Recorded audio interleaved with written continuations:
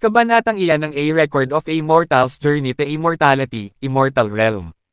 Kabanata 731, Nagigipit na Kalagayan. Mukhang nakikilala mo ang pupikong ito, una ng nilalang na nasa Great Encompassment Stage Infernal habang pinagmamasdan ang pagbabago sa ekspresyon ni Hanli. Anong ginawa mo sa kanya? Tanong ni Hanli na may magkakasalubong na kilay. Kaya kilala mo nga talaga siya. Hindi siya kasing palad ng dalawang iyon sa hola. Noong makarating siya rito, nawasak na ang katawan niya ng kapangyarihang spatial power kaya minabuti ko ng baguhin ng kaunti ang kanyang katawan. Sa ngayon, medyo nalulungkot siya, at nagkataong naghahanap ako ng makakasama niya. Huwag kang malungkot, magiging katulad ka rin niya sa lalong madaling panahon. Ano sa tingin mo? Hindi ba't panabik na kaisipan iyan? Humalaklak ng may kagalakan ang infernal na nilalang. Kasunod ng paghupa ng kanyang boses, isang umaalingaw-ngaw na pagsabog ang biglang umugam mula sa ilalim ng lupa, at ang lahat ng itim na apoy ng karmic fire, sa bunganga ng bulkan sa ibaba ay nagsimulang magwala bago umangat bilang isang dambuhalang alon na lumamon sa malaking bahagi ng katawan ni Hanli. Ang nakamamatay na baleful chi, sa paligid ni Hanli ay instantly na naging 100 beses na mas matindi. Bagamat pilit niyang pinapanatiling matatag ang kanyang sariling kamalayan gamit ang spirit refinement technique, tinamaan siya ng isang hindi mapipilang marahas na udyok na agad na nagpaliyab sa kanyang dugo. Kahit na nagawa niyang mapanatili ang kaunting kailanawan ng pag-iisip sa pamamagitan ng desperadong pagpapatakbo ng kanyang spirit refinement technique, natigilan pa rin siya sa takbo ng mga pangyayari. Nakakatuwa. Ngayon lang ako nakakita ng isang golden immortal na may espiritual na pandama, spiritual sense, na kasing lakas ng sa iyo. Tingnan natin kung hanggang kailan mo kakayanin, bulalas ng infernal na nilalang na may interesadong ekspresyon habang magkasalikop ang mga kamay sa kanyang likod. Mabilis na pinapatakbo ni Hanli ang kanyang spirit refinement technique habang sabay na nilalabanan ang higanting itim na selyo, Black Seal, sa itaas. Ang kanyang mukha ay naging mapatla na parang patay, habang ang mga tunog ng pagkabali at pagkasira ay walang tigil na umuusbong sa loob ng kanyang katawan. Sa sandaling ito, may napansin siyang dalawa pang figure na mabilis na lumalapit sa kanya mula sa kabilang direksyon sa nag-aapoy na bunganga ng bulkan, at ang isa sa kanila ay walang iba kundi si Mo Guang. Gayunpaman, mukhang bagbog sarado rin ito, at may isang batang babae na mas mababa pa sa kalahati ng kanyang taas na may kamay na nakasakal sa kanyang leeg. Sa kabila nito, may bahagyang ngiti sa mukha ni Mo Guang, at hindi malinaw kung ang kanyang kalmado ay tunay o nagpapanggap lamang. Ang batang babae ay nakasuot ng matingkad na pulang kapa na nagpakita ng malaking kontrast kumpara sa mapatla at madilim na kulay na karaniwang suot ng karamihan sa mga nilalang ng Grey Realm. Sa mismong sandaling ito, isang silakbo ng itim na liwanag ang biglang kumislap sa katawan ni Mo Guang, at nagsimula siyang magbago upang maging isang ulap ng itim na hamog. Gayunpaman, sa parehong oras, isang silakbo ng madilim na pulang liwanag ang lumitaw sa palad ng batang babae na nakasakal sa kanyang leeg. Naglalabas ito ng kakaibang enerhiya na pumipigil sa kanyang katawan na tuluyang maglaho. Pagkatapos nito, ang batang babae ay umikot sa ere bago lumipad patungo sa dulo ng tulay, habang kaladkad pa rin si Mo Guang sa leeg nito. Sa kabila nito, hindi pa rin nagpakita ng takot si Mo Guang, at ang walang baalang ngiti sa kanyang mukha ay nanatiling walang pagbabago. Mukhang labis na nayamot ang batang babae rito, kaya binigyan niya ito ng isang malakas na sampal sa mukha na nagpatabingi sa ulo nito, at mukhang nabali pa ang buto sa kanyang pisngi. Inihagis ng batang babae si Mo Guang sa lupa bago gumawa ng isang handsil at idiniin ang palad ng kanyang kamay sa noo nito. Agad-agad pagkatapos nyon, isang matingkad na pulang ron ang lumitaw sa kanyang glabela, noo. Ang mga puti na may sungay ng toro, bullhorn puppets, na nakatayo sa likod ng Great Encompassment Stage Infernal ay agad na humakbang pasulong bago pakawalan ang kanilang mga tanikala, na mabilis na gumapos kay Mo Guang. Salamat sa iyong tulong, binibining Yuluo, sabi ng infernal na nilalang. Hindi ba't dapat ay binabantayan mo ang rest home area, Yin Guo? Bakit ngayon mo lang napansin ang mga taong ito kung kailan nakalayo na sila? Tanong ng batang babae sa malamig na boses. Isang nahihiyang ngiti lamang ang naisagot ni Yin Guo. Kailangan ko bang asikasuhin pati ang mga natitira sa kanila? Tanong ni Yuluo na may mapang uyam ng ngisi. Ang kanyang hitsura ay hawig na hawig sa isang tao, may maputing balat at magagandang katangian, ngunit may isang itim na kaliskis na mukhang patay yung mata sa kanyang glabela, pati na rin ang ilang matingkad na pulang marka sa kanyang mga pisngi. Napansin ni Hanli na ang kanyang mga balintataw, pupils, ay itim sa halip na abo, at agad siyang nagtaka kung marahil ay hindi siya isang nilalang ng Grey Realm. Nang makita si Hanli sa kanyang anyong giant mountain ape, isang bakas ng pagkagulat ang lumitaw sa mukha ni Yuluo at nagtanong bakit may isang true spirit mula sa immortal realm dito. Huwag kang magpaloko, binibining Yuluo, tao lamang siya na may bloodline ng isang true spirit, at kaya ko siyang asikasuhin ng mag-isa, sagot ni Hingguo. Nanahimik si Yuluo nang marinig ito, at lumingon si Hingguo pabalik kay Hanli na may nasasabik na ekspresyon habang sinasabi, napaka-interesante ng mga taong ito, labis akong mag-e-enjoy sa paglalaro sa kanila. Kasunod ng paghupa ng kanyang boses, ikinaway niya ang kanyang mangga sa ere, at ang itim na selyo sa itaas ni Hanli ay agad na bumagsak ng may mas malakas na puwersa. Yumungol ng pimpit si Hanli habang binabawi ang kanyang Montre Treasured Access, kung saan nagsimula itong umikot ng pabaligtad, at nakalusot siya mula sa ilalim ng itim na selyo ng may malaking kahirapan. Sa halip na dumiretso pabalik sa naputol na tulay, mabilis siyang sumugod patungo sa daanan ng karmic fire ng buong lakas. Hindi ka makakatakas, malamig na singgal ni Hingguo habang ikinakaway ang mangga sa ere. Isang serye ng mga itim na halijing bato ang sumulpot mula sa bunganga ng bulkan na bumuo ng isang hole sa harap ni Hanli. Isang matalim na tingin ang lumitaw sa kanyang mga mata nang makita ito, at ipinatawag niya ang siyam na Asher Bamboo Cloud Swarm Swords ng magkakasabay bago pinagsama ang mga ito sa isa. Pagkatapos ay itinagan niya ang pinagsamang espada habang pinapakawalan ang Divine Devil Bane Lightning na nakaimbak sa loob ng walang alinlangan. Ang walang bilang na arko ng gintong kidlat ay nagsama-sama upang bumuo ng isang dambuhalang gintong lambat ng kidlat na palm unit sa mga apoy ng karma bago tumama sa mga itim na halijing bato na mabilis na nagkapira-piraso. Samantala, nagpatuloy si Hanli ng walang hinto, humaharurot ng direkta patungo sa daanan ng karmic fire. Subalit bago pa man siya makapasok dito, si Hingguo ay biglang sumulpot sa kanyang dinadaanan. Inabot nito ang isang kamay upang hawakan ang balikat ni Hanli, habang ang kabilang kamay naman nito ay hinawakan ang itim na selyo kanina bago idiniin ito sa noo ni Hanli. Walang oras para ipatawag ni Hanli ang kanyang Montre Treasured Access, at labis na siyang nanghina hanggang sa puntong ito, kaya wala siyang lakas para lumaban nang ang selyo ay mariing idiniin sa kanyang noo. Naramdaman niya ang tila isang kuryente na dumaloy sa kanyang katawan, na sinusundan ng pamamanhid, at ang lahat ng kanyang immortal spiritual power ay seliado na, habang ang lahat ng lakas ay nawala rin sa kanyang katawan, dahilan upang ganap siyang hindi makagalaw. Sa pagkakataong ito, si Shi Chuankong ay nadakip na rin, na nag-iwan na lamang kay Bailey Yan, na nakikipaglaban pa rin kay Su Liu. Pumili si Yuluo ng pagkakataon upang sumali sa labanan, at mabilis na nalamangan si Bailey Yan at nadakip din. Agad na lumubog ang puso ni Hanli nang makita ito. Inihanda na niya ang kanyang sarili sa pinakamalayong masamang senaryo, ngunit ang kombinasyon ni Mo Guang, Fox 3, Bailey Yan, Shi Chuankong, at siya ay hindi man lang tumagal ng 15 minuto laban kay Hingguo. Kasabay nito, nagtataka siya kung paano nakarating si Hingguo rito ng ganoon kabilis. Kahit na na-trigger nila ang restriction sa bunganga ng bulkan, hindi siya dapat nakarating dito ng ganoon kabilis, maliban na lamang kung natuklasan na niya ang pagpasok nila bago pa man iyon. Maaari kayang nabisto ang kanilang mga pagbabalat kayo. Parang hindi rin kapanipaniwala iyon. Bukod sa katotohanang mayroon silang tunay na Heavenly Jade Foxtails, si Mo Guang ay may katawan ng isang Grey Immortal. At dahil sa pinsala ng kanyang karmic fire, si Bailey Yan ay halos kalahating Grey Immortal na rin, ang kanilang aura pa lamang ay sapat na para lokohin ang sinuman. Kung hindi, hindi sana sa kanila itinalaga ang gawaing magpanggap bilang mga infernal na nilalang. Dahil namamanhid ang kanyang buong katawan, hindi maayos ang paggalaw ng dila ni Hanli, kaya naitanong na lamang niya sa paputol-putol na paraan, paano mo, kami natuklasan. Maganda ang gising ko ngayon, kaya sasabihin ko sa iyo. Ang isa sa mga infernal servant na nagbabantay dito ay isa palang pupeko, paliwanag ni Hingguo. Napabuntong hininga na lamang si Hanli sa kanyang isipan nang marinig ito.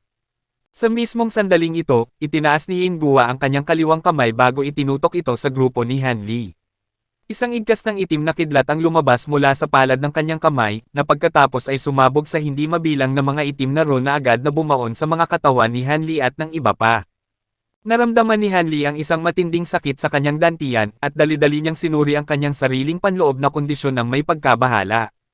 Sa paggawa nito, natuklasan niya na ang mga arko ng itim na kidlat ay lumitaw sa kanyang dantian, na bumabalot sa kanyang nascent soul. Ang mga arkong ito ng itim na kidlat ay naglalabas ng isang uri ng hindi kilalang low power fluctuations. Matapos makulong ng kanyang nascent soul sa loob ng mga ito, ang lahat ng immortal spiritual power sa kanyang katawan ay agad na naging ganap na nagyelo at hindi makadaloy. Higit pa rito, ang mga kapangyarihang ito ng batas, law powers, ay patuloy na mabilis na kumakalat sa buong katawan niya, at wala siyang magagawa para labanan ito. Batay sa mga ekspresyon sa mukha ni na Mo Guang at ng iba pa, malinaw na nakakaranas din sila ng parehong bagay. Kabanata 732 ng A Record of a Mortal's Journey to Immortality, Immortal Realm.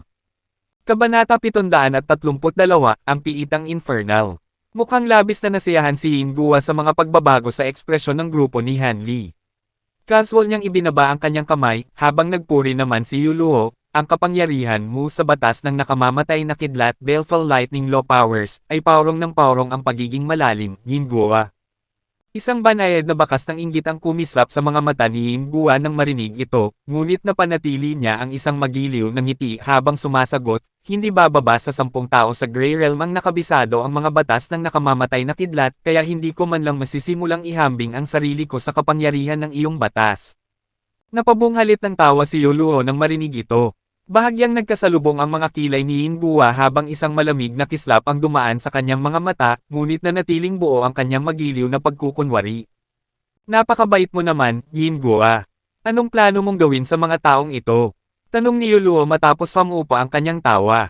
Ang mga payasong ito ay tiyak na may layunin sa palihim nilang pagpasok sa lungsod ng Ozere, kaya plano ko silang yusagan upang malaman ang kanilang mga intensyon, sagot ni Yin Guo. Mukhang napakahalong grupo nito. May mga tao, isang devilish na nilalang, at isang void integration na nilalang. Kung isa sa alang-alang iyan, medyo mahirap hulaan ang kanilang mga intensyon, kaya nararapat nga ang isang interogasyon. Kung pag-uusapan iyan, medyo magaling ako sa mga interogasyon, kaya paano kung ako na ang mag-interoga sa kanya para sa iyo? Mungkahi ni Yu Luo sabay turo kay Han Li, na medyo nagulat nang makita ito. Dahan-dahang nawala ang ngiti sa mukha ni Yin Guo nang marinig ito, at tahimik niyang pinagmasdan si Yu Luo nang walang sinasabi. Papayag ka na rin lang, sabi ni Yu Luo sabay kaway ng kanyang mangga sa ere, na nagpakawala ng isang silakbo ng madilim na pulang liwanag na dumiretso kay Han Li. Subalit sa mismong sandaling ito, isang igkas ng itim na kidlat ang lumitaw sa itaas ni Han Li bago tumama sa pulang liwanag, na agad na nagpawatak-watek dito. Dahan-dahang ibinaba ni Yin Guo ang kanyang braso, at may kislap ng itim na kidlat na kumukurap-kurap sa dulo ng kanyang daliri. Anong kahulugan nito? Tanong ni Yu Luo na may naguguluhang ekspresyon. Huwag mong isipin na maaari mong gawin ang anumang gustuhin mo dahil lang nakuha mo ang pabor ng regional na monarcho, regional monarch. Ang mga taong ito ay nadakip sa Rashome area, kaya ako ang mag-iinteroge sa kanila, at wala kang karapatang makialam at diktahan ako sa kung paano ko gagawin ang aking trabaho. Sabi ni Yin Guo sa isang malamig na boses. Hindi ko naman gustong diktahan ka sa trabaho mo, Yin Guo. Kung hindi mo kailangan ng tulong ko, di huwag. Gayunpaman, ang pagpasok ng mga dayuhan sa Rashome area ay isang malaking isyo na dapat i-report agad sa regional na monarcho, sagot ni Yu Luo na may kalmadong ekspresyon, na tila walang pakialam sa nangyari. Bahagyang nagbago ang ekspresyon ni Yin Guo nang marinig ito, at sinabi niya, kasalukuyang pinangangasiwaan ng regional na monarcho ang 3-region conference, kaya ako na ang mag-aasikaso sa bagay na ito, at ako mismo ang magre-report sa kanya kapag may resulta na ang aking interogasyon. Ayos lang, ngunit dahil narito ako para makita ito, sa tingin ko ay dapat ko ring ipabatid sa regional na monarcho, baka sakaling makalimot ka, sabi ni Yu Luo na may bahagyang ngiti. Natigilan si Yin Guo ng sandali habang matalim na nakatitig kay Yu Luo, pagkatapos ay nagtanong, ano ba talaga ang gusto mo, Yu Luo? Ang mga taong ito ay medyo malalakas, at ang kanilang mga law power ay napaka-espesyal din. May papel ako sa pagdakip sa kanila kanina, kaya sa tingin ko ay may karapatan ako sa ilang mga benepisyo, sagot ni Yu Luo na may ngiti. So, ano nga ang gusto mo? Muling tanong ni Yin Guo. Maaari mo silang kunin, ngunit gusto ko ang lahat ng kanilang mga kayamanan, sagot ni Yu Luo. Sige, karamihan sa mga taong ito ay nagmula sa True Immortal Realm, kaya wala rin namang silbi ang kanilang mga kayamanan sa akin, sagot ni Yin Guo matapos ang maikling sandali ng pag-iisip. Dahil dito, ikinaway ni Yu Luo ang kanyang mangga sa ere upang magpakawala ng isang silakbo ng madilim na pulang liwanag, na dumaan sa mga katawan ng grupo ni Han Li, at kinuha ang lahat ng kanilang mga storage tools at mga immortal na kayamanan. Dahil selyado ang kanyang immortal spiritual power, ang mga Asher Bamboo Cloud Swarm Swords ni Hanli ay nalaglag sa lupa at kinuha rin ang mga ito ni Yuluo. Magagandang kayamanan nga ito, puna ni Yuluo habang sinusuri ang pilak na loot ni Sichuan-kong at ang siyam na Asher Bamboo Cloud Swarm Swords ng sandali, bago mabilis na itinago ang lahat. Sige, aalis na ako, sabi ni Yuluo kay Yinguwa, pagkatapos ay lumipad palayo sa kalayuan. Ganid na babae. Gigil na naisambit ni Yinguwa habang pinapanood si Yuluo na umalis na may matinding puot sa kanyang mga mata. Matapos huminga ng malalim, medyo napawi ang galit sa kanyang mga mata, at nag-utos siya, ipasok silang lahat sa piitang infernal prison. Ang dalawang pupi na may sungay ng toro sa kanyang tabi ay agad na binuhat si Hanli at ang iba pa mula sa lupa, pagkatapos ay inalis ang mga tanikala sa kanilang mga katawan, ngunit pinalitan ang mga ito ng mga posos na ikinabot sa itaas na bahagi ng kanilang katawan, na nag-iiwan sa kanilang mga binti na malayang makagalaw. Gayunpaman, sa kasalukuyan, si Hanli at ang iba pa ay napakahina na anupat halos hindi na sila makalakad, kaya walang panganib na sila ay makatakas, at mabilis silang isinama palabas ng hugis singsing na gusali ng dalawang papay. Isang karwahe na hila ng hayop ang nakaparada sa harap ng gusali, na sa likod nito ay may isang hola na may sukat na ilang dosenang pie. Ipinatapon ng grupo ni Hanli sa loob ng hola, pagkatapos ay umalis ang karwahe, at naiwan si Hanli at ang iba pa na nagkakatinginan na lamang sa isa't isa sa katahimikan. Malapit sa kalahating araw ang lumipas, dumating ang karwahe sa harap ng isang itim na gusali sa Ras home area. Medyo malaking gusali ito na may parisukat na hugis, at may hindi mabilang na kumikinang na itim na hiyas na nakabaon sa mga dingding nito, na nagpapakita ng medyo magulong tanawin. Kalagkad ng isa sa mga pupi na may sungay ng toro ang grupo ni Hanli palabas ng hola bago sila marahas na itinapon sa lupa. Selyado ni Yinguwa ang kanilang immortal spiritual power at pisikal na lakas, kaya ang kanilang mga katawan ay naging napakarupok. Salamat sa kamanghamanghang pisikal na pangangatawan ni Hanli, medyo matatag pa rin siya kahit sa ganitong malubhang kalagayan, ngunit hindi napigilan ni na Fox tatlo at ng iba pa ang yumangol sa sakit dahil sa magaspang na pagtrato sa kanila. Sa mismong sandaling ito, isang malaking lalaki ang lumabas mula sa itim na gusali. Napakataas niya at kahanga-hanga ang tindig, at may tatlong malalaking bukol ng laman sa kanyang noo, na nagbibigay sa kanya ng medyo nakakatakot at nakakapangilabot na hitsura. Isa siyang nilalang sa High Zenith Stage Infernal, at may kasama siyang dalawang nakabaluting Infernal Servants na humahawak ng mga letigo na may mga nakakabit na matutulis na tinak. Mga cultivator ito mula sa True Immortal Realm. Saan mo sila nadakip? Tanong ng malaking lalaki na may nagulat na ekspresyon. Sila ay personal na nadakip ni Master Yinguwa, ikukulong sila sa pinakaibabang palapag ng piitang infernal, sagot ng isa sa mga pupi na may sungay ng toro. Si Master Yinguwa mismo ang dam-anak sa kanila. Tanong ng malaking lalaki na may pagkagulat. Tama, at si Master Yinguwa rin ang personal na mag-iinteroga sa kanila, kaya siguraduhing babantayan ninyo silang mabuti, sagot ng pupi. Ipaubaya mo sa akin, sabi ng malaking lalaki na may seryosong ekspresyon. Dahil dito, ang dalawang pupi ay agad na umalis, lumipad patungo sa kalayuan. Sumunod kayo sa akin, utos ng malaking lalaki na may nakakatakot na ngisi habang naglalakad patungo sa itim na gusali, at walang nagawa ang grupo ni Hanli kundi sumunod, habang ang dalawang nakabaluting infernal servants naman ang nasa likuran. Pumasok silang lahat sa loob ng itim na gusali. Napakalawak ng loob nito na may isang platapormang bato na may taas na humigit kumulang kalahating piye sa pinakasentro. May 8 puting halijing bato sa paligid ng plataporma na lahat ay puno ng hindi mabilang na kulubat na mga ron, at mayroon ding isang itim na teleportation array na nakaukit sa platapormang bato. Humakbang ang malaking lalaki sa platapormang bato, pagkatapos ay nag-utos, "Sumampa kayo rito." Ginawa ni Hanli at ng iba pa ang iniutos sa kanila, ngunit si Bailey Yan, na nasa hulihan ng grupo, ay medyo mabagal, kaya agad siyang nakatanggap ng isang hagupit ng letigo mula sa isa sa mga infernal servant. Bilasan mo! Ang balat at laman sa likod ni Bailey Yan ay agad na nagkapunit-punit, at tumalsik siya bago bumagsak ng mabigat sa platapormang bato. Hindi ito pinansin ng malaking lalaki habang gumagawa ng isang hand seal, at ang teleportation array sa platapormang bato ay agad na nagsimulang umugong at kumislap ng walang tigil. Hindi nagtagal, naglaho silang lahat mula sa loob ng array. Kuwait, hindi mabilang na mga eksena ang mabilis na dumaan sa mga mata ni Hanli, at pagkatapos lamang ng mahabang sandali ay nagbalik sa normal ang kanyang paningin, kung saan natuklasan niyang nasa loob siya ng isang madilim na bulwagan. May napakatinding kasaganaan ng nakamamatay na Chi, Baleful Chi, Rito, na pumupuno sa hangin ng isang napakalamig na pakiramdam, kaya kahit si Hanli ay hindi mapigil ang manginig ng bahagya. Nasiyahan ang malaking lalaki sa kawalan ng komportable na ipinapakita ng grupo ni Hanli, at nagsimula siyang maglakad palabas ng bulwagan, habang si Hanli at ang iba pa ay sumusunod sa kanya. Matapos lumabas sa bulwagan, humakbang sila sa isang mahabang koridor. Sa magkabilang panig nito ay may serye ng mga selda ng bilangguan, na karamihan ay kasalukuyang walang laman.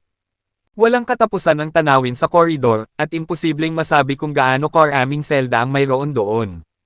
May mga nakakapangilabot na hiyaw ng sakit ang paminsan-minsang umaalingaw-ngaw sa unahan, at tiningnan ni Hanli ang mga selda sa magkabilang panig ng koridor bago biglang nagtanong, kaya ito pala ang piitang infernal. Huminto ang malaking lalaki sa kanyang paglakad, pagkatapos ay lumingon bago lumapit kay Hanli na may nagbabantang tingin sa kanyang mga mata. Inikat ng malaking lalaki ang kanyang kamay upang magpatawag ng isang may tinak na letigo na mas malaki at mas nakakatakot ang hitsura kaysa sa mga ginamit ng dalawang infernal servant kanina, at sinabi sa isang malamig na boses, saan mo sa tingin mo ang kinalalagyan mo ngayon? Huwag kang magsalita maliban na lang kung kinakausap ka. Nagtatanong lang naman ako. May panuntunan ba laban sa pagsasalita sa loob ng piitang infernal? Tanong ni Hanli na may kalmadong ekspresyon. Kabanata 733 ng A Record of a Mortal's Journey to Immortality, Immortal Realm. Kabanata 733, Walang Takasan. Magsalita mo kung gusto mo, basta't kaya mong tiisin ang aking letigo. Sabi ng malaking lalaki na may malamig na ngisi habang inihahagupit ang kanyang letigo patungo sa mukha ni Hanli. Nanatiling nakatayo si Hanli sa kanyang kinalalagyan ng walang anumang intensyong umiwas. Ang itim na letigo ay biglang huminto sa mismong harap ng kanyang mukha, kung saan ang matulis na tinak nito ay ilang pulgada na lamang ang layo mula sa kanyang mga mata. Patuloy na tiningnan ni Hanli ang letigo ng may kalmadong ekspresyon, nang hindi man lang kumukurap o natitinag. May lakas ka ng loob, aaminin ko iyan. Hindi katakatakang nag-abala pa si Master Yin Gua na personal kang dakpin. Papalampasin ko ito ngayon dahil ito ang unang pagkakamali mo, ngunit huwag mo nang susubukan ang aking pasensya, babala ng malaking lalaki habang binabawi ang kanyang letigo, at pagkatapos ay nagpatuloy sa paglalakad. Sa pagkakataong ito, hindi na nagsalita si Hanli. Kasamang The Wistly, hindi maganda ang sitwasyon natin ngayon, kaya huwag na tayong magsimula ng anumang gulo, sabi ni Shi Chuankong sa isang napakahinang boses. Tumanggaw si Hanli bilang tugon. Nagsalita siya kanina hindi dahil sa udyok ng kapusukan, kundi dahil gusto niyang makita kung paano magre-react ang malaking lalaki. Ang mga salubing ipinakita ni Yin Gua at Yuluo ay nagdulot sa kanya ng isang hindi maipaliwanag na pakiramdam ng balisa, ngunit matapos ang nangyari ngayon, medyo gumaan na ang kanyang pakiramdam. Matapos maglakad ng kaunti pa, dumating ang grupo sa isang napakalawak na espasyo, kung saan biglang tumaas ang temperatura ng hangin. Ito ay isang underground na plaza na katulad ng nasa hugis singsing na gusali kanina, at may mga nag-aalab na hurno rito na naglalabas ng nakapapasong init na tila kayang sunugin ang mga baga ng sinumang makalalanghap nito. May serye ng mga halijing bato sa plaza, at sa bawat isa nito ay may nakagapos na bilanggo, na lahat ay humihiyaw sa matinding sakit dahil sa nakatutunaw na init. Nakatayo sa gilid ang ilang mga gwardyang nakasuot ng kulay abong balabal na may hawak na mga tikor, kung saan paminsan-minsan silang nagbubuhos ng isang uri ng puting likido sa mga bibig ng mga bilanggong nag-aagayo-buhay na. Ang puting likidong ito ang nagbabalik sa bilanggo mula sa bingit ng kamatayan, upang patuloy silang pahirapan ng nag-aapoy na mga rurok ng init. Ito ang unang antas ng ating siyam na antas na piitang infernal. Tingnan ninyong mabuti, sabi ng lalaking nakaabong balabal sa grupo ni Hanli na may nakakatakot na ngisi. Punong gwardya. Ang ilan sa mga kalapit na gwardya ay nagmamadaling yumukod ng may paggalang nang makita ang lalaking nakaabong balabal. Ikinaway ng lalaking nakaabong balabal ang kanyang kamay bilang hudyat ng pagbaliwala, at pagkatapos ay ipinagpatuloy ang pag-akay kay Hanli at sa iba pa. Hindi nagtagal, bumaba sila sa isang hagdanan patungo sa susunod na palapag. Ang palapag na ito ay mayroon ding malawak na plaza, ngunit binubuo ito ng serye ng mga itim na lawa na naglalabas ng isang napakalamig na aura.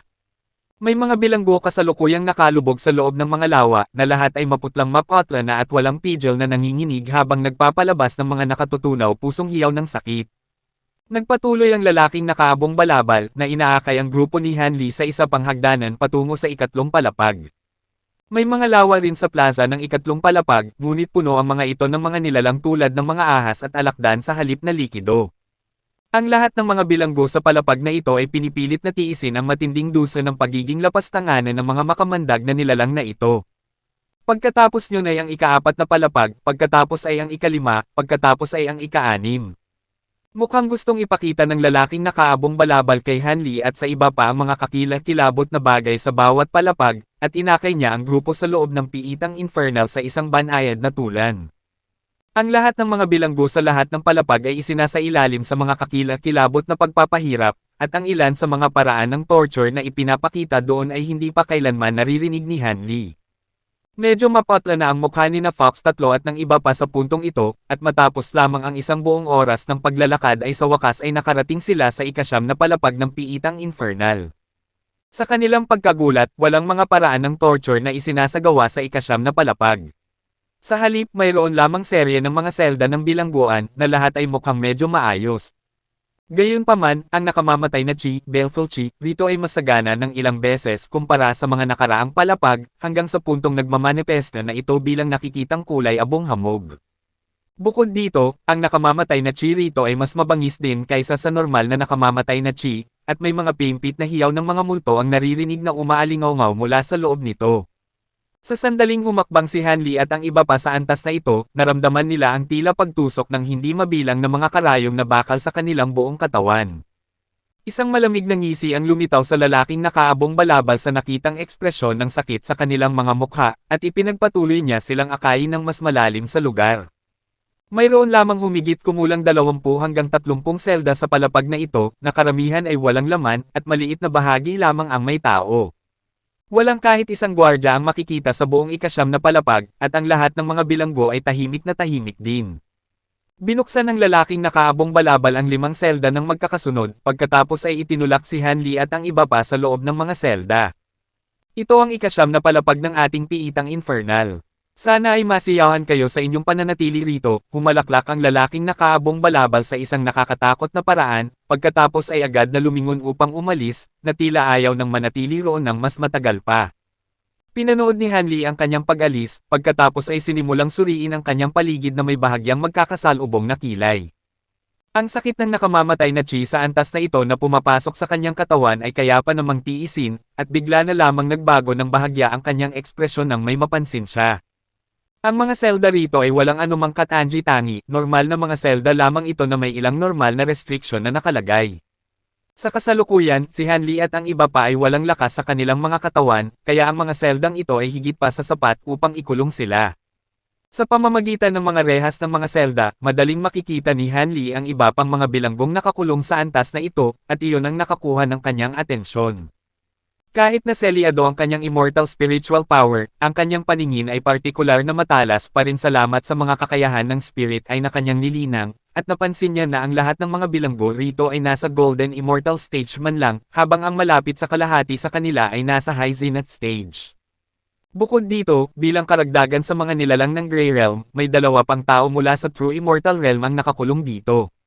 Si Sichuan-kong ay nakakulong sa selda na katabi mismo ng kay Hanli, at nang makita ang gulat na ekspresyon sa mukha ni Hanli, nagtanong siya sa isang mahinang boses, "May napansin ka ba, kasamang The Wistly?"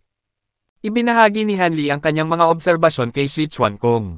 Tumingin si Sichuan-kong sa 2 tao mula sa True Immortal Realm bago muling nag-alis ng tingin, na malinaw na walang interes, pagkatapos ay nagtanong, "Paano tayo makakaalis dito, kasamang The Wistly? Palagi kang may maraming paraan, makakaisip ka ba ng paraan para makatakas? Ano ba ang posibleng magagawa natin sa sitwasyong ito? Nakakulong tayo sa pinakaibabang palapag ng piitang infernal na ito, at selyado ang ating immortal spiritual power, kaya wala tayong pagkakaiba sa mga mortal sa ngayon," sagot ni Hanli na may mapait na ngiti. Sa mismong sandaling ito, isang malamig na boses ang umalingaw mula sa malapit. "Isang nguwal ka kung iisipin mong makakatakas ka mula sa piitang infernal." Lumingon si Hanli at Sichuan-kong upang tuklasin na ang boses ay nagmula sa isa sa mga kalapit na selda ng bilangguan, kung saan nakatira ang isang payat na lalaki na may mahaba at magulong buhok. May mga itim na kaliskis na makikita sa nakalantad na balat ng kanyang mga braso at bukong-bukong, at mukhang isa siyang uri ng nilalang sa Grey Realm. Imposibleng makita ang hitsura ng lalaki, ngunit ang kanyang mga tainga ay napakahaba, na halos umaabot na sa kanyang mga balikat, at tila napakatalas ng kanyang pandinig. Dahil selyado ang kanilang espiritual na pandama, spiritual sense, hindi makapag-usap sina Han Li at Shi Chuankong sa pamamagitan ng voice transmission, ngunit nag-usap sila sa napakahinang boses, kaya laking gulat nila na may nakarinig sa kanila. Gayunpaman, ang tanawin ng mahahabang tainga ng nilalang sa Grey Realm ay nagbigay ng sapat na paliwanag kung paano niya sila narinig. Sino ka, at bakit mo nasabi iyan? Tanong ni Han Li na may bahagyang magkakasalubong na kilay. Hindi pinansin ng lalaking mahaba ang tainga ang mga tanong ni Han Li habang malamig na humahalaklak, anong uri ng lugar ba sa tingin mo ang piitang infernal na ito? Ang atensyon ni na Fox 3, Mo Guang, at Bailey Yan ay naakit na rin sa lalaking mahaba ang tainga sa puntong ito, at nagtanong si Shi Chuankong na may naguguluhang ekspresyon, hindi ba't isa lamang itong bilangguan ng tribong infernal? Ha! Saan ba galing ang mga tandang ito? Hindi ninyo man lang alam kung anong uri ng lugar ang kinalalagyan ninyo. Humalaklak ang lalaking mahaba ang tainga sa labis na katuwaan. Anong ibig mong sabihin? Tanong ni Shi Chuankong habang bahagyang nagkakasalubong ang kanyang mga kilay. Hayaan mong sabihin ko sa inyo kung anong uri ng sitwasyon ang kinalalagyan ninyo ngayon. Ang piitang infernal na ito ay kung saan nililinang ng tribong infernal ang mga high-grade na puti, at gagamitin tayo bilang mga materyales. Ibinunyag ng lalaking mahaba ang tainga na may mapang uyam ng ngisi. Bahagyang nagbago ang ekspresyon ni Shi Chuankong nang marinig ito, ngunit hindi labis na nagulat si Han Li sa ibinunyag na ito. Dahil nasaksihan na ang mga kuta ng paglilinang ng puti, Puppet Refinement Fortresses, kanina, may pakiramdam na siya na ito ang kapalaran na naghihintay sa kanila. Nakita ninyo ang lahat ng iba pang antas sa inyong pagbaba rito, hindi ba? Ang mga bilanggong iyon ay sumasailalim sa paunang proseso ng paglilinang ng katawan upang mas madali silang maging mga puti. Mula sa sandaling humakbang kayo sa bilangguang ito, selyado na ang inyong kapalaran. Magiging mga alipin kayo ng tribong infernal sa buong walang hanggan. Humalaklak ang lalaking mahaba ang tainga sa isang baliw na paraan. Medyo nagdilim ang ekspresyon ni na Shi Chuankong at ng iba pa nang marinig ito. Matapos hamupa ang kanyang tawa, tila nawala ng lahat ng lakas ang lalaking mahaba ang tainga, at sumandal siya sa dingding sa kanyang likod sa isang paunang paraan habang bumubuntong hininga, lahat tayo ay magiging mga puti na lamang na may tali para sa tribong infernal. Ano pa ang alam mo? Sabihin mo sa akin. Utos ni Shi Chuankong sa isang malamig na boses. Bilang batang Panginoon, Young Master, ng Vast Origin House, napakataas ng kanyang dangal, at mas pipiliin pa niyang mamatay kaysa maging isang puti na lamang. Gayunpaman, tila ganap nang nawala ng interes ang lalaking mahaba ang tainga sa kanilang pag-uusap, at tumanggi na siyang sumagot sa anumang mga tanong. Mukhang pamilyar ka sa mga paraan ng paglilinang ng puti ng tribong infernal. Doon sa 100 Treasure Area, nakatagpo ako ng ilang kuta ng paglilinang ng puti, at ang mga nangyayari sa loob ay katulad ng nangyayari sa iba pang antas ng piitang infernal na ito, sabi ni Han Li. Tumingin ang lalaking mahaba ang tainga kay Han Li nang marinig ito, ngunit hindi pa rin nagpakita ng anumang intensyong magsalita. Ang husay ng tribong infernal sa paglilinang ng puti ay nangunguna sa buong Grey Realm. Ang nakita mo sa 100 Treasure Area ay ang kanilang pinakamagaspang at mga puti lamang na walang nakatanim na infernal soul bug sa kanilang mga katawan, kaya ang kanilang kamalayan ay maglalaho matapos silang maging mga puti. Sa kabaligtaran, magkakaroon tayo ng mga infernal soul bugs na itatanim sa ating mga katawan, at habang buhay tayong magiging alipin ng tribong infernal nang hindi man lang natin magawang wakasan ang sarili nating buhay. Sa pagkakataong ito, isang matandang lalaki na may puting buhok sa isa pang selda ng bilangguan ang nagsalita. Isa rin siyang nilalang sa Grey Realm na ang mga katangian ng mukha ay hindi naman ganoon kaiba sa isang normal na tao, at may bakas ng puot sa kanyang mukha. Gayunpaman, mayroon ding isang mahabang itim na buntot ng ahas na nakakalagkad sa kanyang likuran, at hindi malinaw kung mula sa aling tribo siya nagmula. Ano ba ang mga infernal soul bugs na sinasabi mo? Tanong ni Han Li habang lumingon sa matandang lalaki, ganoon din ang ginawa ni Shi Chuankong at ng iba pa. Kabanata 734 ng A Record of a Mortal's Journey to Immortality, Immortal Realm. Kabanata 734, Selyadong Kapalaran. Sa tingin ko ay wala namang masama kung sasabihin ko sa inyo ang tungkol sa infernal soul bugs. Isa itong uri ng kakayahan na bukod tangi sa tribong infernal, kung saan hinuhigop ng mga infernal na nilalang ang lakas ng kaluluwa ng ibang tao bago gamitin ang kanilang kakayahan upang gawing mga uod ang lakas na iyon, paliwanag ng matandang lalaki. At ang mga infernal soul bug na iyon ay itatanim pagkatapos sa loob ng katawan. Tanong ni Han Li. Tama. Ang mga uod na ito ay kayang pumasok sa kaluluwa ng isang tao at sakupin ang mismong host upang kontrolin ang kanilang mga kilos at maging ang mga iniisip. Ang mga pupi na nililinang gamit ang Infernal Soul Bugs ay ang mga may pinakamataas na kalidad dahil napapanatili ng mga pupi na ito ang kanilang kamalayan at lahat ng kanilang mga kakayahan, kabilang na ang kapangyarihan ng kanilang batas, law powers, sagot ng matandang lalaki sabay tango.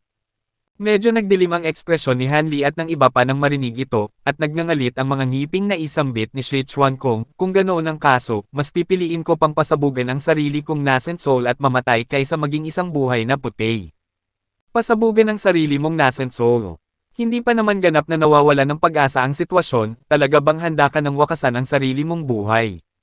Tanong ni Mo Guang sa isang malamig na boses.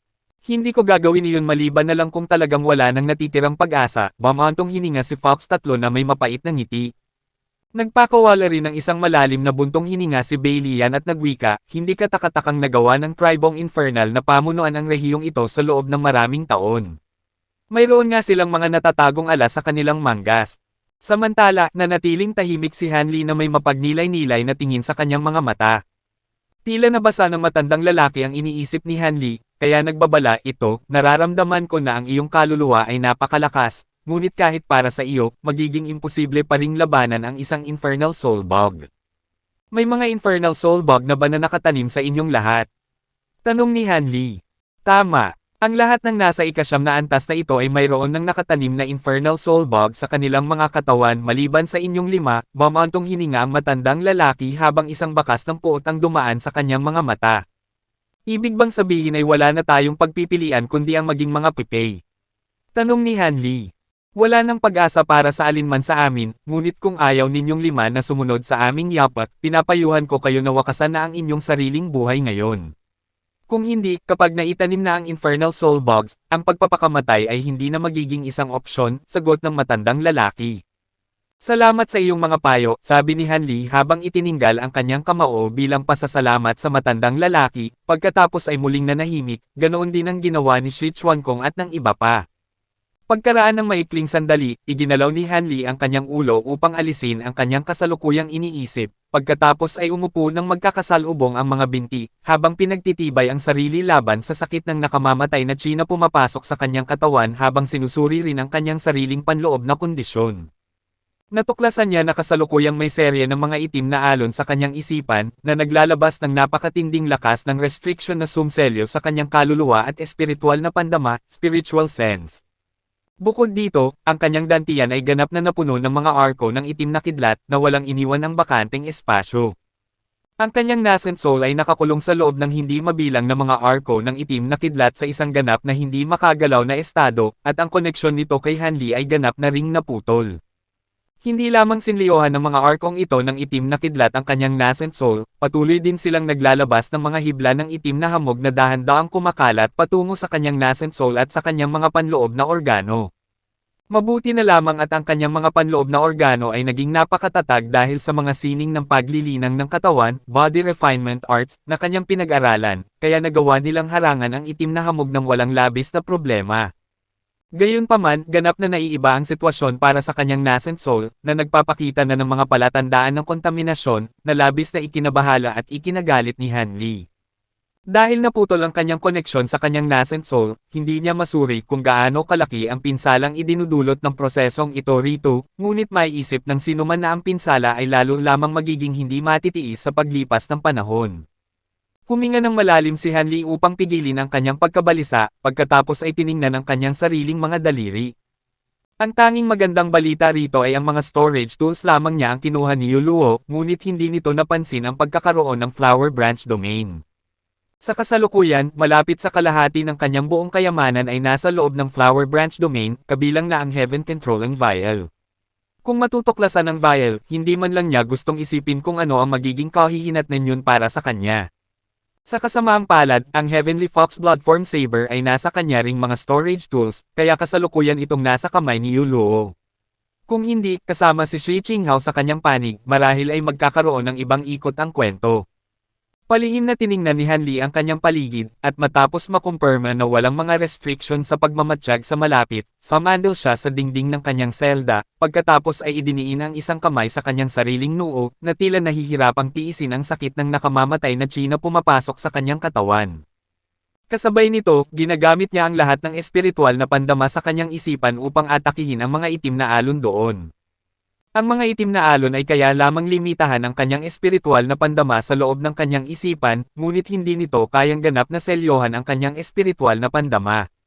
Sa kasalukuyan, hindi na siya makasulong palampas sa rurok ng Golden Immortal Stage, kaya sa panahon ng kanyang pananatili sa Grey Realm, binigyang prioridad niya ang paglilinang ng Spirit Refinement Technique, na lubos na nagpalakas sa kanyang sariling espiritual na pandama. Kahit na ang mga itim na alon ay napakatatag, bahagya pa rin silang nanginginig sa harap ng napakalaking espiritual na pandama ni Hanli. Labis na natuwa si Hanli nang makita ito, at agad niyang dinobol ang kanyang pagsisikap, na nagpapadala ng sunod-sunod na alon ng espiritual na pandama laban sa mga itim na alon. Mabilis na lumipas ang 2 oras, at ang mga itim na alon ay lalong nanginginig ng marahas, ngunit nanatili pa rin silang buo. Sa puntong ito, ang kulay ng mukha ni Hanli ay naging medyo mapatla na. Dahil selyado ang kanyang immortal spiritual power, ang paggamit ng kanyang espiritual na pandama sa mahabang panahon ay labis na nakakapagod para sa kanyang katawan. Gayunpaman, hindi niya kayang huminto. Hindi niya alam kung kailan babalik si Hingua, at kapag ang infernal soul bugs ay sapilitang naitanim sa kanilang mga katawan, magiging imposible na ang makatakas. Kaya naman, kailangan niyang palayain ang kanyang sarili mula sa mga restriction sa kanyang katawan sa kahit anong paraan, pagkatapos ay tumakas sa piitang infernal bago pa man bumalik si Hingua. Dahil dito, huminga ng malalim si Hanli at ipinagpatuloy ang kanyang pagpupursigi. Lumipas ang isa pang 2 oras, at sa ilalim ng kanyang walang pagod na pagsisikap, ang mga itim na alon ay sa wakas ay nagsisimula ng lumuwag ng kaunti. Labis na nabuhayan ng loob si Hanli nang makita ito, at muli niyang dinobol ang kanyang pagsisikap. Marahas na nanginginig ang mga itim na alon, partikular na sa kanilang sentro, at sa mismong sandaling ito, pinaganya ni Hanli ang kanyang Sword Observation Arts, kung saan isang guhit ng aninag na liwanag ang lumabas mula sa kanyang kaluluwa, na pagkatapos ay nagbago upang maging isang malabong anino ng espada bago tumama sa gitna ng mga itim na alon. Sa wakas, isang maliit na hiwa ang nagawa sa mga itim na alon, at ang espada ng espiritual na pandama ay lumipad palabas mula sa loob bago pumasok sa Flower Branch Domain. Agad-agad pagkatapos yun, muling naghilom ang mga itim na alon, ngunit sa puntong ito, natapos na ni Hanli ang kanyang layunin, at ang espada ng espiritual na pandama ay lumipad ng mas malalim sa espasyo ng Flower Branch sa kanyang utos. Sa sandaling ito, si Dawist Exi ay nakatayo sa kanyang kawayang pavilion sa loob ng Flower Branch Domain, na nakatingin sa langit. Sa mismong sandaling ito, isang silakbo ng aninag na liwanag ang bumaba sa pavilion bago nagbago upang maging isang malabong projection ni Hanli. Anong nangyari, kasamang Dawist Han? Ang ating espiritual na koneksyon ay bigla na lamang naputol, tanong ni Dawist Exi habang lumalapit sa projection ni Hanli. Mahabang kwento. Sa ngayon, nadakip ako, at selyado ang aking immortal spiritual power. Ang projection ni Hanli ay nagbigay ng maikling pagsasalaysay sa mga nangyari hanggang sa puntong ito. Umaasa si Hanli na baka may paraan si Dawist Exi upang kalasin ang restriction sa kanyang katawan dahil sa kahusayan nito sa mga batas ng kidlat. Mayroon nga akong ilang impormasyon sa aking mga alaala na may kinalaman sa mga batas ng nakamamatay na kidlat. Sa asensya, nagmula ito sa parehong pinagmula ng aking mga batas ng kidlat, kaya dapat ay matulungan kitang sirain ang mga restriction sa iyong dantian. Gayunpaman, ang mga restriction na iyon ay itinanim ng isang nilalang sa Great Encompassment Stage, kaya hindi ako ganap na nakakatiyak, sabi ni Dawist Exi. Ayos lang iyan. Basta't masira mo ang isa sa mga selyo sa aking dantian, magagawa ko ng gamitin ang kapangyarihan ng aking batas sa oras, time law powers, at ako na ang bahala sa mga natitirang restriction ng mag-isa, sabi ng projection ni Hanli na may natutuwang ekspresyon. Kung ganoon, medyo mas nakakatiyak ako, sagot ni Dawist Exi sabay tango. Sige, maghahanda muna ako, at maaari na tayong magsimula sa lalong madaling panahon, sabi ng projection ni Hanli, pagkatapos ay lumipad patungo sa isang sulok ng hardin ng mga espiritual na halaman, Spirit Medicine Garden, kung saan nakatanim ang Myriad Soul Herb. Nabahala si Hanli na ang pagtatago sa espiritual na halaman sa isang kahon na gawa sa jade sa mahabang panahon ay maaaring makaapekto sa mga katangian ng gamot nito, kaya itinanim niya ito sa espasyo ng Flower Branch. Itinaas ng projection ni Hanli ang isang kamay upang magpakawala ng isang guhit ng liwanag na bumalot sa Myriad Solar bago ito binunot, at isang natutuwang ekspresyon ang lumitaw sa mukha ng projection. Ito mismo ang kailangan niya sa ngayon, kaya isang napakalaking swerte na nagpasya siyang itanim ito sa espasyo ng flower branch. Sa kanyang tansya, sa tulong ng Myriad Soul Herb na ito, mayroon siyang humigit kumulang 50% na pagkakataon na makalas ang mga itim na alon sa kanyang isipan. Kung magagawa niya iyon, magkakaroon siya ng mas magandang pagkakataon na sirain ang mga restriction ng nakamamatay na kidlat sa kanyang dantian sa tulong ni Daoist Xe. Dahil dito, ang projection ni Hanli ay nagsimulang lumipad palabas ng flower branch domain kasama ang Myriad Soul Herb, ngunit bigla siyang huminto sa kanyang paglakad habang isang seryosong hitsura ang lumitaw sa kanyang mukha. Sa mismong sandaling ito, dahan-dahang pumasok si Yin Gua sa ikasyam na palapag ng piitang infernal. Wala nang nagawa si Hanli kundi magngit-ngit ang mga ngipin at ibaba ang kanyang ulo sa labis na pagkadismaya. Sa susunod na sandali, lumitaw si Yin Gua sa harap ng selda kung nasaan si Hanli, na pinagmamasdan siya na may nasasabik na tingin sa kanyang mga mata. Ganap na lumubog ang puso ni Hanli nang makita ito, at dahan-dahan siyang tumayo. Bago pa man siya magkaroon ng pagkakataon na mag-isip ng iba pang bagay, gumawa si Yin Gua ng isang hand seal, at ang pinto ng selda ay biglang bumukas sa kanyang utos. Pagkapasok sa loob ng selda, ikinaway niya ang kanyang mangga sa ere, na lumikha ng dalawang dambuhalang kamay ng itim na kidlat na humawak kay Hanli, na nagpako sa kanya ng mahigpit sa kanyang kinalalagyan. Naramdaman ni Hanli ang pagsisikip ng hangin sa kanyang paligid, at ganap siyang hindi makagalaw, habang sina Sichuan-kong at ang iba pa ay nanunood na lamang ng may pagkabahala. Hindi na nagabala si Hanli na lumaban, direkta lamang siyang tumingin kay Yin Gua habang nagtatanong, plano mo ba akong gawing isang pepey? Kabanata 735 ng A Record of a Mortal's Journey to Immortality, Immortal Realm. Kabanata 735, Pagkakabit ng Uod. Oh, mukhang alam mo na kung ano ang malapit nang mangyari sa iyo. Nakatipid ako sa pagod na kailangan pang magpaliwanag. Sa taglay mong kapangyarihan sa batas ng oras, time law powers, magiging napakahalaga mong asset para sa akin, kaya basta't mananatili kang tapat, sisiguraduhin kong itatreto kita ng mabuti, sabi ni Yin Gua na may bahagyang ngiti, pagkatapos ay itinaas ang isang kamay upang magpakawala ng isang bola ng itim na liwanag, na pagkatapos ay nagbago upang maging isang hugis itlog na bagay na kahawig ng itlog ng insekto. Gumawa si Yin Gua ng isang hand seal na may seryosong ekspresyon, at ang itim na itlog ay agad na nagsimulang umusad at gumalaw. Hindi nagtagal, isang maliit na itim na uod ang bumaon palabas mula sa loob nito. Ang nilalang ay kahawig ng isang slug na may hindi mabilang na mga sungay-sangayan, fillers, na may magkakaibang haba sa buong katawan nito, at mayroon itong mukha ng tao na hawig kay Yin Gua, na nagpapakita ng isang nakakapangilabot na tanawin. Agad na nagdilim ng husto ang ekspresyon ni Hanli nang makita ang nilalang. Huwag mong subukang lumaban, hayaan mo lang itong pumasok sa iyong kaluluwa. Sa katunayan, isa itong napakasarap na proseso, kaya siguraduhin mong lalasapin mo ito. Sabi ni Yin Gua sa isang malamig na boses, at ang Infernal Soul Bug ay biglang sumugod sa kanyang utos, na mabilis na bumaon patungo sa glabella, noo, ni Hanli. Naramdaman ni Hanli ang isang silakbo ng matinding sakit na tila pamako sa kanyang ulo, na parang may pumilit na magbaon ng isang nagbabagang pako sa kanyang isipan, at hindi niya napigil ang magpakawala ng isang pimpit na yumangol habang ang kanyang katawan ay nagsimulang manginig ng walang kontrol. Mabilis na pumasok ang Infernal Soul Bug sa kanyang isipan bago bumaon patungo sa kanyang kaluluwa, at ganap itong hindi naapektuhan ng mga itim na alon sa kanyang isip. Hindi nagtagal, narating na nito ang kamalayan ni Hanli, at isang maliit na anyo ng kaluluwa, soul figure, na kaparehong-kapareho ng hitsura ni Hanli ang lumitaw. Ginamit ng anyo ng kaluluwa ang Sword Observation Arts upang magpadala ng isang aninag na espada na lumipad palabas ng katawan nito. Ang espada ay humarurot sa ere, na humiwas sa Infernal Soul Bug ng madali, na naging sanhi upang sumabog ito sa dalawang ulap ng itim na chi. Gayunpaman, ang dalawang ulap ng itim na chi ay agad na muling nagkasama upang bumuo muli ng Infernal Soul Bug, at nagpatuloy ito sa pag-usad, na tila ganap na walang pinsala. Medyo nagulat ang anyo ng kaluluwa nang makita ito, ngunit nanatili itong kalmado habang ang isang tanikala ng espiritual na pandama, spiritual sense chain, ay lumipad palabas ng katawan nito, at agad na pumulupot ng ilang beses sa Infernal Soul Bug, na nagpako rito ng mahigpit sa kinalalagyan. Isang mapang-uyam na ngisi ang lumitaw sa mukha ng Infernal Soul Bug habang ang katawan nito ay muling sumabog, na nagpalaya sa kanyang sarili mula sa tanikala ng espiritual na pandama bago lumipad pasulong bilang isang ulap ng itim na hamog. Ang Infernal Soul Bug ay hindi naman ganoon kalayo sa kaluluwa ni Hanli sa simula pa lang, at ang ulap ng itim na hamog na naging anyo nito ay mabilis na nadikit sa kaluluwa ni Hanli.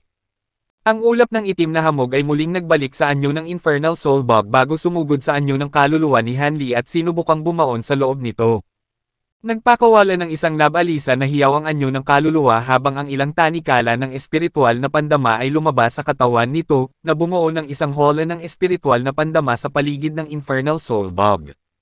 Dahil nakakulong sa loob ng hola ng espiritual na pandama, bumagal ng husto ang Infernal Soul Bug, ngunit sa puntong ito, malapit sa kalahati ng katawan nito ang nakabaon na sa kaluluwa ni Hanli, at nagpatuloy ito ng walang hinto, na bumabaon ng mas malalim, bagamat sa mas mabagal na bilis kaysa kanina.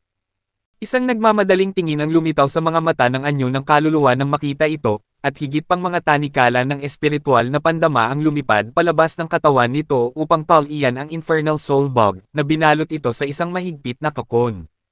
Bahagyang nagkasalubong ang mga kilay ni Ingguwa habang malamig na tiningnan ang nanginginig na si Hanli, kung saan malamig siyang sininghalan, kung mapilit ka talagang pahabain ang sakit, ibibigay ko ang hiling mo. Agad-agad pagkatapos yun, 5 guhit ng itim na liwanag ang lumabas mula sa dulo ng kanyang mga daliri bago bumaon sa ulo ni Hanli, at ang dugo ay agad na nagsimulang umagos palabas sa lahat ng kanyang mga butas sa mukha, orifices. Kasabay nito, ang kanyang katawan ay nagsimulang manginig ng mas marahas, na mukhang nagpapakita ng walang kontrol na pangingisay, at isang naghihirap na hiyaw ang kumawala sa kanyang mga labi. Nasindak sina Shi Chuankong at ang iba pa nang makita ito, ngunit wala silang magagawa. Ang matandang lalaki na may puting buhok at ang lalaking mahaba ang tainga ay nakatingin kay Hanli habang iginagalaw ang kanilang mga ulo na may malungkot na ekspresyon, na pinagsisisihan ang katotohanang hindi niya pinakinggan ang kanilang payo. Oh, napaka-interesante. Tingnan natin kung hanggang kailan mo pa kakayanin. Isang hitsura ng malupit na kasiyahan, sadistic pleasure, ang lumitaw sa mukha ni Ingguwa habang ang 5 sinag ng itim na liwanag na lumalabas mula sa dulo ng kanyang mga daliri ay naging mas makapal pa. Matapos lamang ang isang buong 15 minuto ay tuluyang nawala ang mga sinag ng itim na liwanag na lumalabas mula sa dulo ng mga daliri ni Ingguwa, at kasabay nito, ang 2 dambuhalang kamay ng kidlat na humahawak kay Hanli ay naglaho rin. Sa puntong ito, kalahati ng katawan ni Hanli ay basang-basa na sa dugo, at bumagsak siya sa lupa sa isang walang malay na estado, habang ang kanyang aura ay naging napakahina na rin. Hanggal na lapastangan. Sheji ay ni Ingguwa habang lumalabas ng selda ni Hanli, pagkatapos ay ibinaling ang kanyang paningin kay Shi Chuankong.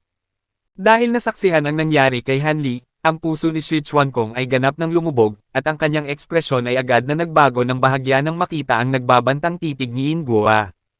Direktang dumaan si Ingguwa sa mga restriction sa paligid ng selda ni Shi Chuankong, pagkatapos ay lumikha ng 2 pang kamay ng itim na kidlat upang hawakan ang katawan ni Shi Chuankong.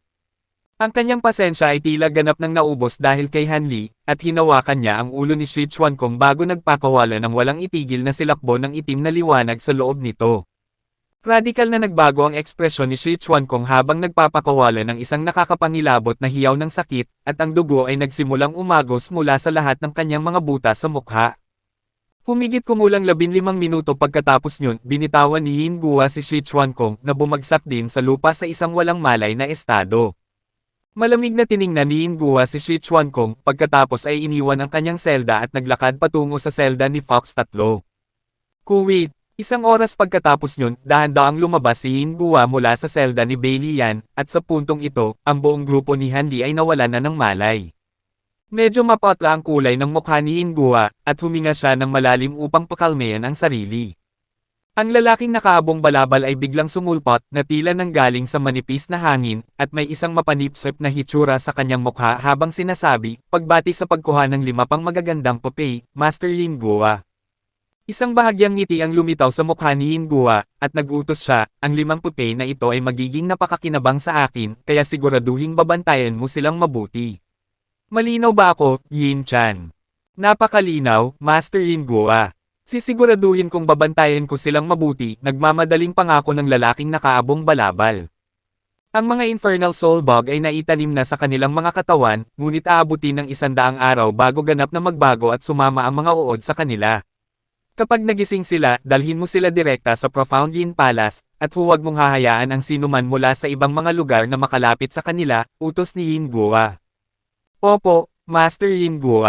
Maayos lang ba kayo matapos magtanim ng 5 Infernal Soul Bug ng magkakasunod? Tanong ni Yin Chan na may nag-aalalang ekspresyon. Maayos lang ako, kailangan ko lang ng kaunting oras para magpahinga at magpalakas. Kung magagawa mo ang trabaho mo ng maayos dito, sisiguraduhin kong bibigyan kita ng malaking gantimpala, sagot ni Yin Guo, pagkatapos ay naglaho sa kinalalagyan sa isang kisap mata, na tila nagmamadali ng simulan ang proseso ng pagpapalakas. Nagmamadaling yumukod ng may pasasalamat si Yin Chan, at matapos lamang ang mahabang sandali ay muli siyang tumayo ng diretso.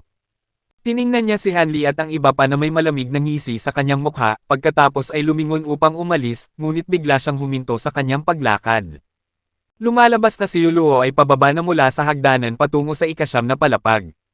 Bahagyang natigilan si Yin Chan nang makita ito, kung saan isang malawak na ngiti ang lumitaw sa kanyang mukha habang nagmamadaling lumapit kay Yuluo at nagtanong, anong nagdala sa inyo rito, binibining Yuluo. Paumanhin po kung hindi ko kayo nasalubong agad. Hindi ba ako pinapayagang pumunta rito? Tanong ni Yuluo sa isang walang malay na boses. Siyempre hindi. Malugod kayong tinatanggap na bumisita sa piitang infernal sa kahit anong oras, nagmamadaling sagot ni Yin Chan na may medyo takot na ekspresyon. Malamig na singgal ni Yuluo bago naglakad sa koridor, at nagmamadaling sumunod si Yin Chan habang nagtatanong sa isang maingat na paraan, maaari ko bang itanong ang layunin ng inyong pagbisita, binibining Yuluo. Hindi siya pinansin ni Yuluo habang nagpatuloy sa paglakad ng walang hinto, at hindi nagtagal, huminto siya sa harap ng mga selda ni Hanli at ng iba pa. Bahagyang nagbago ang ekspresyon ni Yin Chan habang naaalala ang mga utos ni Yin Guo na huwag hayaang makalapit ang sinuman mula sa ibang lugar kina Hanli at sa iba pa, ngunit bago pa man siya makapagsalita, mamantong hininga si Yuluo, medyo malupit nga talaga si Master Yin Guo kung minsan. Kahit nagagawin niya mga puti ang 5 ito, tiyak na hindi naman niya kailangang maging marahas sa kanila, hindi ba kayo sasang-ayon, punong gwardya Yin Chan? Isang pimpit na tugon lamang ang ibinigay ni Yin Chan, na hindi nang ahas na magkomento sa mga kilos ni Yin Guo. Itinaas ni Yuluo ang isang kamay upang magpakawala ng isang silakbo ng itim na liwanag, na naghiwalay sa 5 bago lumipad sa loob ng mga selda. Anong ginagawa ninyo, binibining Yuluo? Tanong ni Yin Chan habang humakbang pasulong na may nagmamadaling ekspresyon. Ang 5 silakbo ng itim na liwanag ay nagbago upang maging 5 manipis na sungay-sangayan, fillers, sa utos ni Yuluo, at bahagya nitong hinaplos ang mga glabela ni Hanli at ng iba pa upang suriin ang kanilang kondisyon bago tuluyang nawala, na labis na ikinaginhawa ni Yin Chan. Mukhang sapilitang itinanim ni Master Yin Guo ang mga Infernal Soul Bug sa kanilang mga kaluluwa. Ang ganoong direkta at walang awang paraan ng pagtatanim ay tatalab nga, ngunit aabutin ng napakahabang oras para sumama ang Infernal Soul Bug sa kanilang mga kaluluwa. Mayroon akong ilang Heavenly Yin Soul Nourishing Pills dito, pakainin mo ang bawat isa sa kanila ng isang tableta bawat araw, at ang oras na kailangan para sa paglilinang ng papel ay mababawasan ng malaki, sabi ni Yuluo habang inihahagis ang isang itim na boteng jade kay Yin Chan. May isang itim na agimat talisman na nakadikit sa bibig ng bote, at kahit sa labas ng bote, mararamdaman ng sino man ang dalisay na daloy ng kapangyarihan ng kaluluwa mula sa mga laman nito. Bahagyang nagbago ang ekspresyon ni Yin Chan nang marinig ito. Ang Heavenly Yin Soul Nourishing Pills ay napakahalagang mga tableta para sa pagpapakain ng kaluluwa na mabisa kahit para sa mga cultivator sa Great Encompassment Stage. Sa ilalim ng mga normal na kondisyon, aabutin sina Hanli at ang iba pa ng humigit kumulang kalahating buwan bago magising, ngunit sa tulong ng mga tabletang ito, sapat na ang ilang araw. Gayunpaman, hindi maiintindihan ni Yin Chan kung bakit handang magsakripisyo si Yuluo ng isang bote ng Heavenly Yin Soul Nourishing Pills para lamang tulungan si Yin Guo sa kanyang paglilinang ng papel.